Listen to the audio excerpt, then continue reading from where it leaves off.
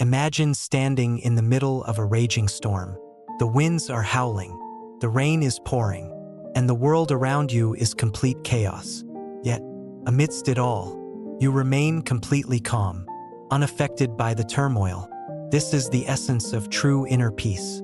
But how can we achieve this kind of emotional stability, especially when life feels overwhelming and our emotions seem to take control? Anger, one of the most powerful and destructive emotions, is something we all experience. Yet, in Buddhist teachings, we learn that it doesn't have to control us. In fact, anger is a mental affliction that clouds our wisdom and prevents us from experiencing true happiness. In today's video, we will explore how to manage anger and cultivate inner peace. Drawing from the timeless wisdom of Buddhism, how can we stay calm when everything around us is falling apart? Can we truly let go of anger and embrace a more peaceful, compassionate way of living? Stay with us as we unpack the Buddhist approach to anger, share practical examples, and guide you through simple but transformative techniques to build a mind that is unshakable.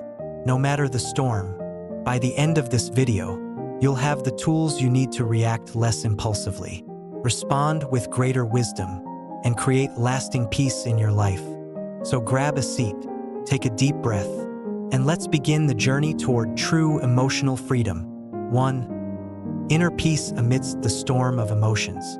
Imagine standing in the middle of a fierce storm. The wind is howling, the rain is pouring down, and trees are being uprooted around you. While everything seems like it's about to fall apart, you remain steady, unmoved, unaffected by the chaos. Your feeling is one of absolute peace, an unshakable calm that cannot be disturbed.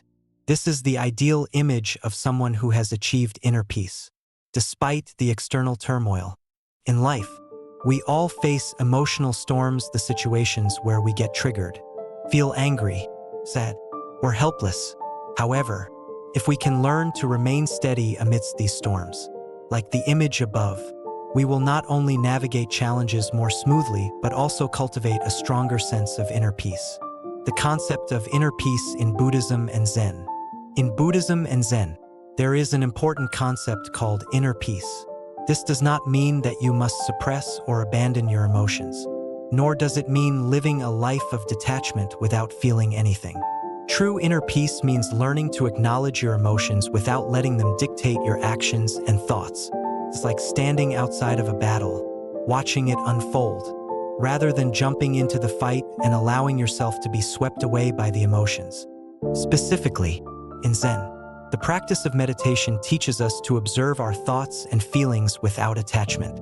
It encourages us to remain the detached observer of our own emotional experiences, rather than being dragged into a frenzy of reactions.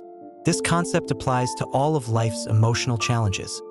When you are in a difficult conversation, facing criticism, or experiencing frustration, you have the ability to watch your emotions rise without identifying with them. You can feel anger or sadness, but instead of letting them control you, you acknowledge them and allow them to pass like clouds in the sky. One powerful Zen story illustrates this beautifully. A young disciple went to his master, upset about a man who had insulted him. "Master," he said, "I cannot stop feeling angry at this person. How do I free myself from this?" The master responded by asking the disciple to hold a cup of hot water for several minutes. The disciple did as instructed, but after a while, he complained, "Master, my hand is burning. The cup is too hot." The master calmly said, "Your anger is like that hot cup of water. The longer you hold onto it, the more it burns you. If you let it go, it no longer harms you." This story illustrates how we often hold onto our anger, thinking that by doing so, we are punishing others or getting justice. But in reality, it is ourselves who are harmed.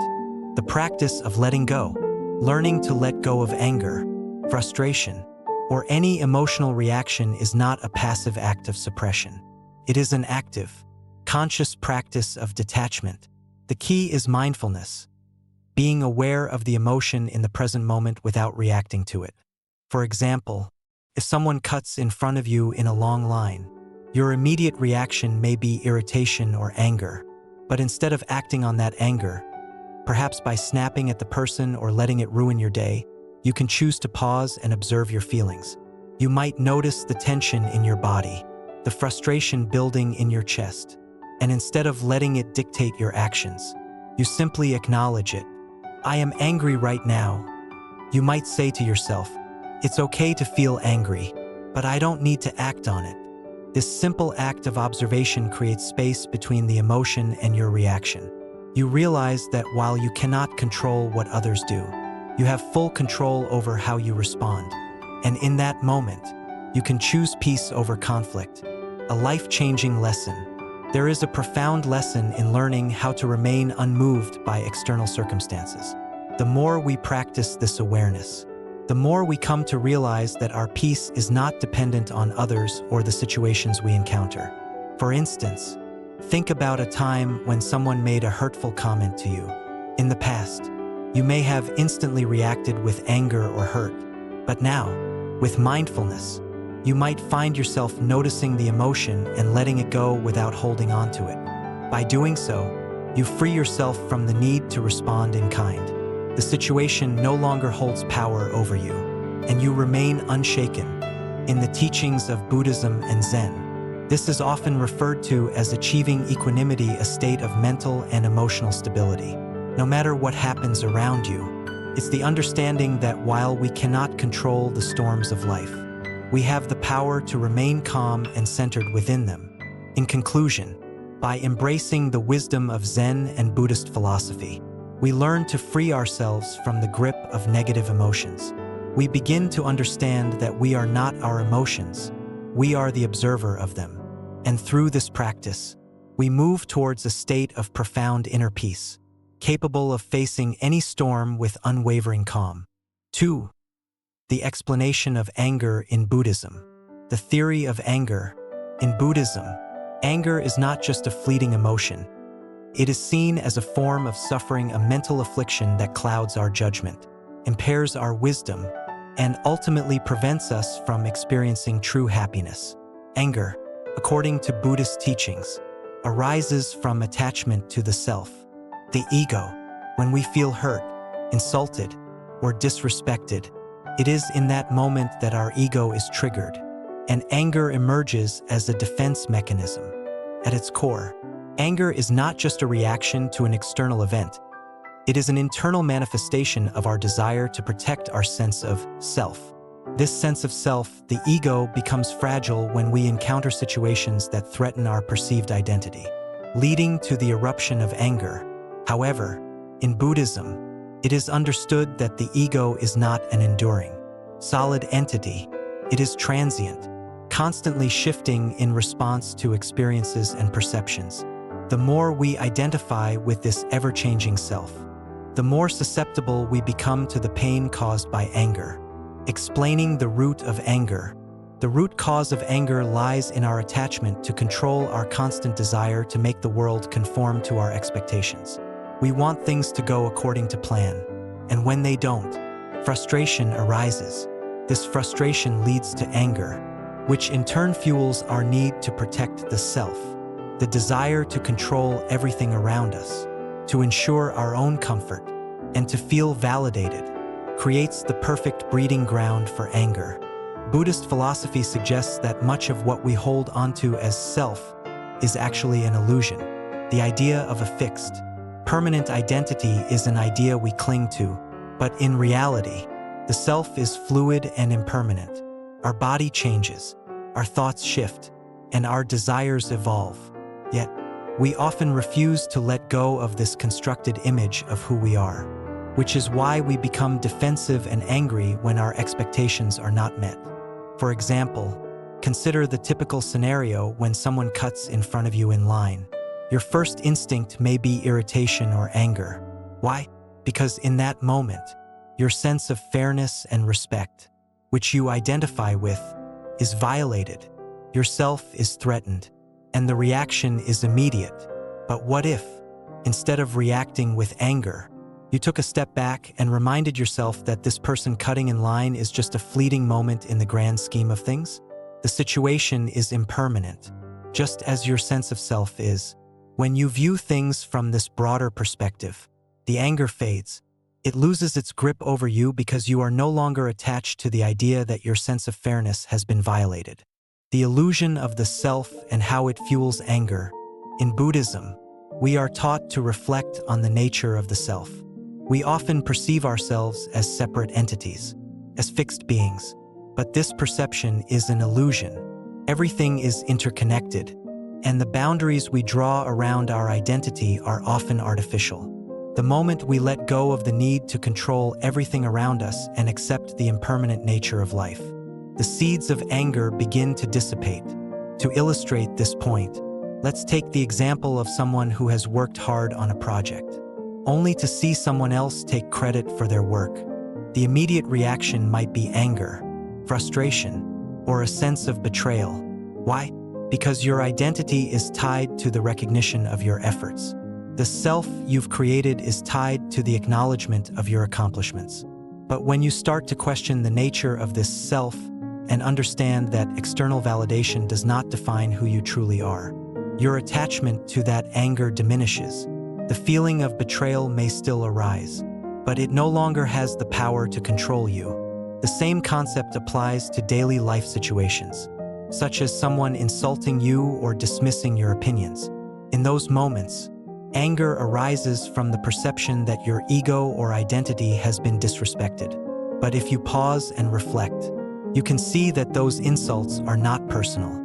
They are simply expressions of the other person's anger, ignorance, or insecurities.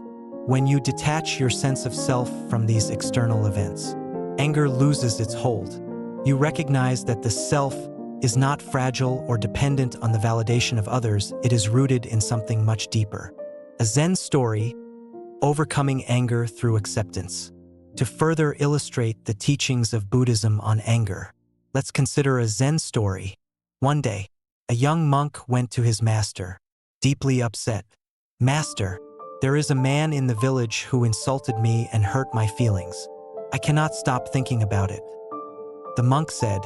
The master smiled gently and replied, "Imagine a visitor comes to your house, knocks on your door, and demands that you give him everything you have. What would you do?" The monk responded, "I would refuse and send him away." The master nodded and said, "When someone insults you, they are like that visitor. They are coming to your house and demanding that you let them take something from you, your peace, your dignity, your inner calm. The choice is yours. You can open the door and allow them to take it, or you can refuse to let them in." In this story, the lesson is clear. We have the choice to let go of the anger that others try to impose upon us. When we let go of the illusion of the self, we realize that no one can truly take away our peace unless we allow them to. 3. The dangers of holding onto anger. In Buddhism, one ancient teaching vividly compares holding on to anger to grasping a hot coal with the intention of throwing it at someone else. The powerful imagery here illustrates the destructive nature of anger. In this scenario, it's you, not the other person, who gets burned. This analogy underscores a fundamental truth about anger. It harms the one who holds it more than it harms the intended target. When we hold on to anger, we are allowing it to control us. And in doing so, we are relinquishing control over our own peace of mind. Anger eats away at our inner peace, distorts our clarity of thought, and clouds our judgment. The longer we hold onto it, the more it erodes our happiness and peace of mind. The self-destructive nature of anger. Anger is a powerful and often overwhelming emotion. It arises quickly and intensely, often without warning, and it can feel almost impossible to let go of. However, when we choose to hold on to it, we are, in essence, allowing this emotion to take control of our lives. Holding on to anger doesn't just affect our emotional state, it also impacts our physical and mental well-being. Over time, anger can manifest as stress, anxiety, and even physical ailments such as headaches, high blood pressure, or sleep disturbances. For instance, consider a situation where you've been wronged by a friend or colleague. Perhaps they said something hurtful, or they betrayed your trust. Naturally, You feel hurt and angry, but the longer you allow that anger to simmer and grow, the more it begins to consume you. Every time you think about the incident, you relive the pain, and each time, the anger intensifies. Instead of moving forward, you keep revisiting the same moment in your mind, replaying it over and over. This act of holding on to anger not only keeps you emotionally stuck, but it also prevents you from healing and moving on. The impact on our relationships and happiness. The real tragedy of holding on to anger is that it prevents us from experiencing true happiness. Anger doesn't just harm us, it also damages our relationships with others. When we are angry, we are often unable to see the situation clearly. We may misinterpret others' intentions, assume the worst of people, or lash out in ways that further strain our relationships. Even if the person we're angry with has long since moved on, we may still be holding on to resentment, which creates distance and tension between us. Take, for example, a common scenario: two co-workers who have had a disagreement. One person may feel slighted by the other's words or actions. In response, they hold on to that anger, allowing it to fester. Over time, this unresolved anger creates a rift between them, and their interactions become increasingly tense. The person who is angry may feel justified in their emotions, but the longer they cling to that anger, the more they build a barrier between themselves and the other person. Meanwhile, the person they are angry at may not even be aware of the emotional turmoil they've caused and may have long moved on, unaffected by the situation. Real-life example: the cost of holding on to anger. Let's explore a personal example to illustrate the cost of holding on to anger. Imagine a situation where a friend or loved one has betrayed your trust. Maybe they promised to keep something confidential but shared it with others. Naturally, you feel hurt, and your immediate response is anger. You may confront them, but even after the conversation, the anger lingers in your heart. You find yourself replaying the betrayal in your mind over and over again. With each repetition, your anger grows, and so does your stress. Your peace of mind begins to erode as the incident occupies more and more of your thoughts. In the meantime, your friend may have apologized, tried to make amends, or even forgotten the whole incident. But you, the one holding onto the anger, continue to suffer. You find it harder to focus on the present. Your relationships with others begin to feel strained, and you may even feel emotionally disconnected from the world around you. The more you hold onto this anger, the more it distorts your perception of reality. You become hyper-aware of any other wrongdoings, real or perceived, and your emotional state becomes fragile. Over time, the anger that was once a reaction to a specific event has now become a chronic emotional state that affects every aspect of your life. The Buddhist perspective on letting go of anger. From a Buddhist perspective, the key to freeing yourself from the destructive power of anger lies in letting go of attachment specifically. Attachment to the self and to the need for control. Anger often arises from our attachment to a particular outcome or expectation. When those expectations are not met, we react with anger. But as the Buddha teaches, nothing in life is permanent, and our expectations are often unrealistic and out of sync with the impermanence of life. In this context, letting go of anger means understanding the impermanence of all things, including our emotions. Anger is like a storm that comes and goes. By observing it with detachment, without attaching ourselves to it or identifying with it, we can let it pass without allowing it to consume us. This is the path to true peace and happiness, learning to let go of our attachment to anger and freeing ourselves from its grip. The lesson: the cost of holding on to anger. The lesson here is clear. Holding on to anger ultimately harms no one but ourselves. It weakens our inner peace, distorts our perception, and erodes our health and happiness. The next time you find yourself caught in the grip of anger, take a moment to reflect. Is it worth holding onto this emotion? Who does it really hurt? The answer is always the same: it's you. Letting go of anger may not happen overnight, but it is a practice worth cultivating. By acknowledging the impermanence of all things and the illusion of control, you can begin to release the anger that holds you back and embrace the peace that lies beyond it. Only then can you experience true freedom and happiness, not only for yourself but also for those around you. 4. The Buddhist approach to managing anger. Buddhism teaches that the key to overcoming anger lies in mindfulness and awareness, rather than reacting impulsively to situations that provoke anger. We are encouraged to pause and observe our emotions. We learn to witness the feeling of anger without becoming consumed by it. Through mindfulness, we can create a space between the stimulus, the event or action that provokes anger, and our response. This pause allows us to reflect and choose a more thoughtful, compassionate response, rather than reacting in a way that perpetuates suffering. Mindfulness, the pause between emotion and reaction. Mindfulness is not only about observing oneself but also involves clearly recognizing emotions as they arise.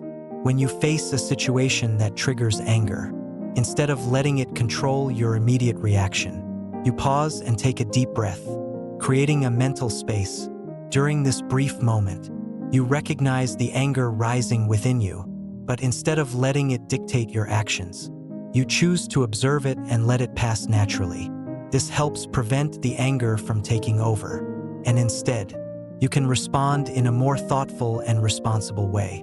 One of the key lessons in Buddhism is to respond with compassion and wisdom rather than being driven by emotion. When we react with understanding and kindness, we transform our response to situations, allowing us to break free from the cycle of anger and suffering. Rather than reacting to provocation with more aggression or resentment, we can choose a path of equanimity and calm. Buddhism teaches that by cultivating mindfulness, we are not suppressing our emotions, but rather, we are choosing how to engage with them. This awareness gives us the freedom to respond in ways that align with our deeper values such as patience, compassion, and understanding rather than being swept away by the tide of reactive anger. Example, applying mindfulness in daily life. Imagine you are in a work meeting, and a colleague criticizes your work unfairly. The instinctive response might be to lash out or defend yourself angrily, but instead, you take a deep breath and pause. In that moment, you recognize the anger rising within you, but instead of letting it control you, you consciously decide not to react impulsively.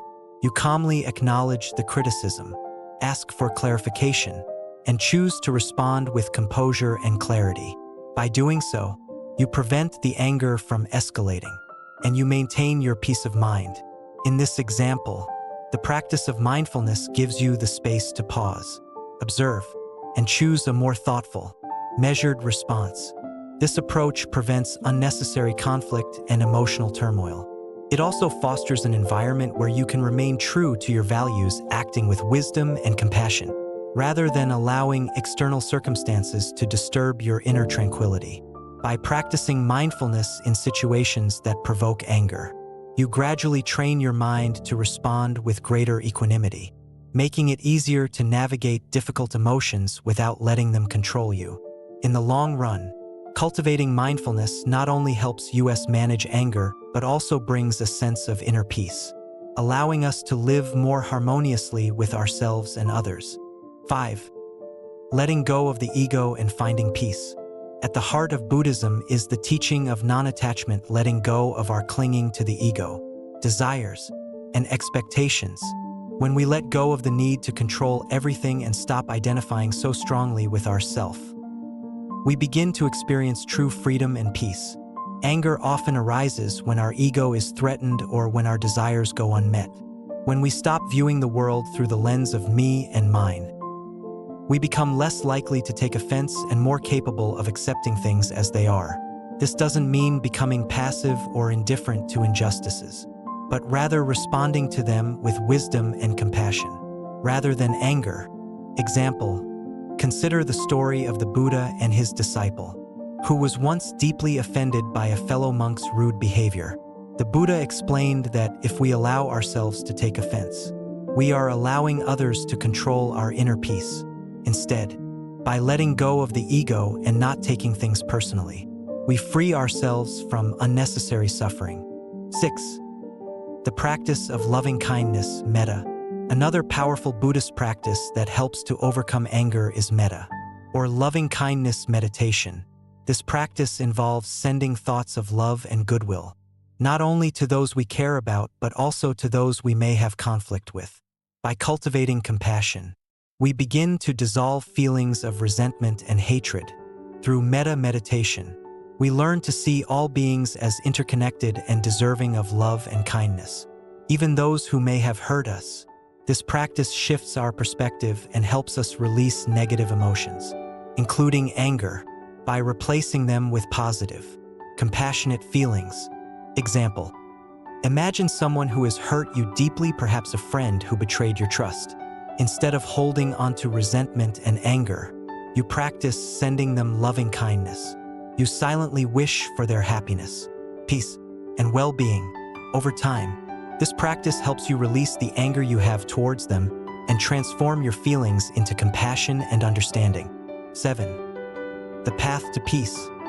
Letting go and moving forward.